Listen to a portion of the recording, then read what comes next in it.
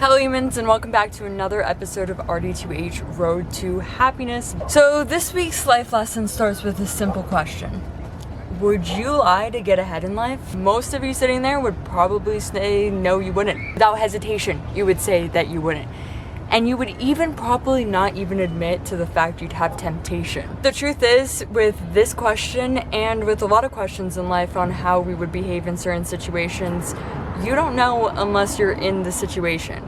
And as my career is growing, I got put in that situation today and had to make a choice. So let's talk about it, the difference between right and wrong when it comes to money and business. RD2H Road to Happiness, building our dream realities one life lesson at a time.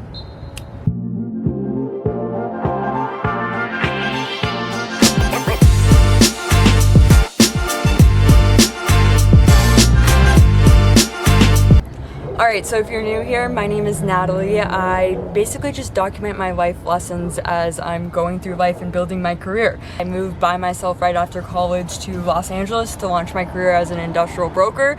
And if you're wondering what the day-to-day job looks like, it's exactly like Wolf on Wall Street, except instead of selling stocks, I sell real estate. So that's basically, I'm documenting as I am learning how to handle this much responsibility, pressure, lifestyle, being at the largest investment firm in the United States. So for the last year, I've been working 12-hour days every single day, running myself into the ground, learning life lessons about fear, uncertainty, stress, and everything that you can name.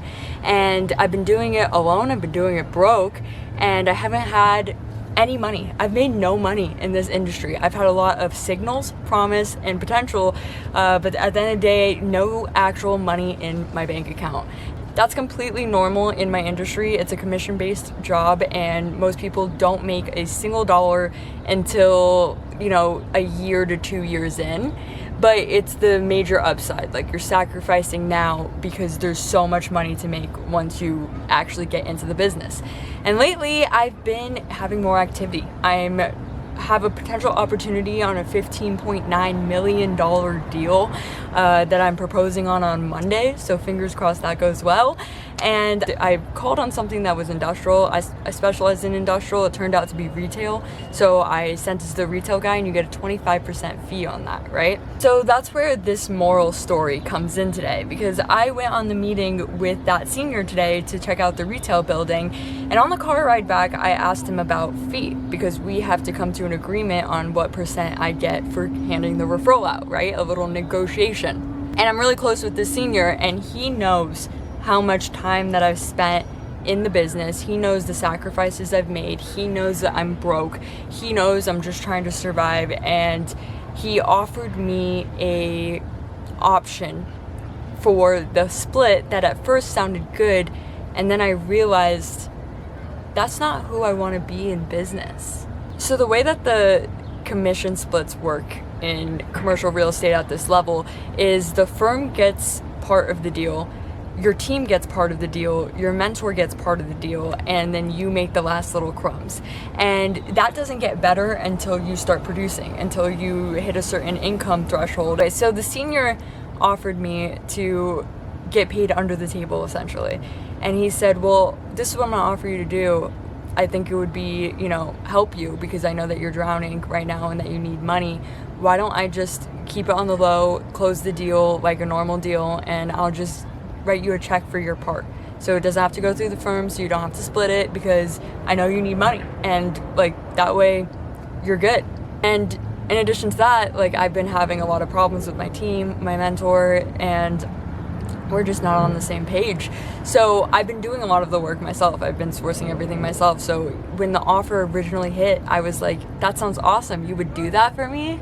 And then after maybe a little while, when I got into my own thoughts and was able to think about it, I said, wait a minute, am I putting everything on risk right now? Am I making a bad decision? Because on the outside, it sounds great. I don't have to split anything. And if you guys watch this podcast, I just moved into a tiny home because I couldn't afford rent. I am doing everything by myself. I literally just have faith, and God keeps providing enough money to put food on the table. It's been completely that one Bible verse that's have your daily bread, not your weekly bread, not your monthly bread, your daily bread. God knows that you need these things. God knows you need a roof over your head, and he knows that you need food on your table, and he gives the birds in the sky that, and he gives the ground that. Why would he not give that to his children? And that's what I've been living off of the last year, because I've had no money. So think about it from my perspective. I'm working 12-hour days. I'm sourcing deals that my team and mentor don't seem to care about or put effort into. I am doing everything myself in despite of certain situations, and I'm completely broke and don't know how I'm gonna survive, but God just keeps providing. Like, he just keeps providing, right? So when I originally got the offer to, go under the table, it sounded like a great idea. I was like, you would do that for me? That's awesome. After thinking about it, is that the kind of person that I want to be? Is that how I want to make my money? Did God bring me all the way out to Los Angeles and put me through everything that I've been through to burn it all to the ground over a few $1,000s?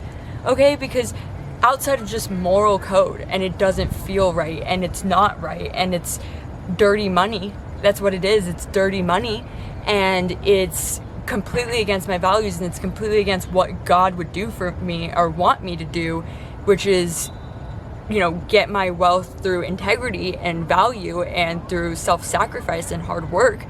Like, to take that cheat code not only feels wrong, but imagine if my boss found out about it. Imagine if the other agents found out about it. Imagine if my mentor found out about it. Regardless of the few $1,000s that I would receive, I lose trust. I lose reputation. I lose integrity. I lose other people wanting to do deals with me because they think I might cut them out of the deal. And that's not the kind of broker I want to be. That's not who I want to be. That's not how I want to make my money, by stepping on other people, by cutting other people out of the deal, even if I don't think they deserve it. Absolutely not. I don't think it's fair. Absolutely not. I don't think that my mentor deserves as much as he's going to get from these next deals I have lined up. Absolutely not do I want to give away that much money when I know I need it. But I don't want dirty money. I don't want my wealth to be built on a bad reputation. I don't want my wealth to be built on sacrificing my values and on doing things that I think are shady. And it's in those split decisions that, somebody may give you an offer that sounds good up front, and you're making a decision on how you're going to operate. And that's what I thought today. This is a trial and a test that I will see again and again as my career advances, especially as I move on to bigger deals, more institutional deals, especially as I move on to bigger players, especially as I move on to, the more wealth. And the more wealth that is in the room, the more corruption, okay? The more wealth that is in the room, the less values, the less integrity, the willingness to step on other people, the willingness to fuck people over, the willingness to steal and lie and cheat just to get your net worth up. That is what you step into when you step into those rooms. And the question is, can you hold your ground? Can you hold your values when temptation is there? And temptation knocked on my door today, and for a split second I thought, wow, it would be really nice to take that $18,000. Wow, it would be really nice to just go under the table, just to get a check, to do it this way. But in the long term, that makes me them. That makes me the 1% who's willing to step on other people to get to where I want to go. That makes me the 1% of wealthy people that's corrupted and malicious and has all of this money because they don't have values, because they don't have respect. And I don't want to be that person. I want the career, I want the chase, I want even the wealth, because it's something that I'm building. I don't want it at the expense of who I am, and I don't want it in the expense of who God says I am and who God wants me to be. That's not the purpose. That's not what I'm showing, what I'm documenting.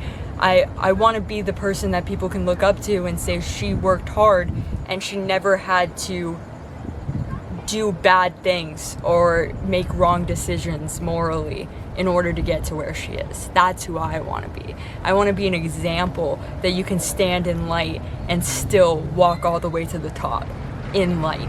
And if I were to take that deal, what would that say about me when I look in the mirror?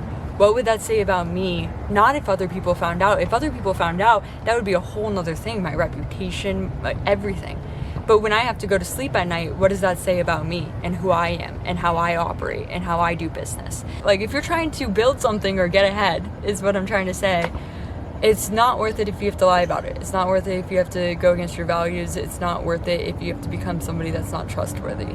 And if you get to the top and you have all the money in the world, but you can't stand looking at yourself in the mirror because of the things you had to do to get it, is it really worth it? The show is RD2H Road to Happiness, building our dream realities one life lesson at a time, and I named it Road to Happiness because all the money in the world, all the status in the world, the biggest career in the world, doesn't mean anything if you go to bed and you're not happy. And if you can't look at yourself in the mirror and be proud of yourself and who you are and stand in that and walk in light. So that was my life lesson for today.